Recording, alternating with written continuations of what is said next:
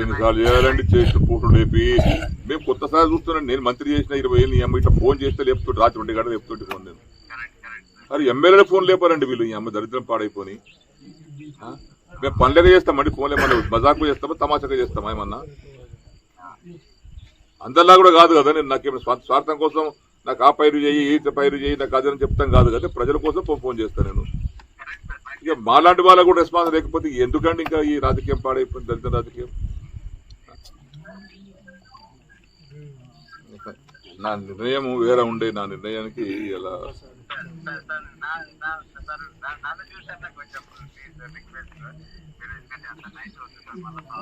ఏమైతే నైట్ అయితే ఏముందండి, జంగల్లో ఉన్నాం, జంగల్లో వండుకుంటాము, కూడా చంపుతా వస్తాం, బతుకుతాం. ఏముంది అంతకన్నా మీకు ఒకనాడు వచ్చినా కూడా వస్తాం,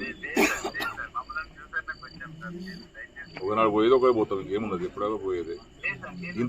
ఇట్లాంటి ప్రభుత్వంలో ఇట్లాంటి పరిస్థితుల్లో మా ఫోన్ లేకపోతే ఎవరు చెప్పుకోవాలి? శ్రీ గారు మేము ఎవరితో మాట్లాడాలి? మేము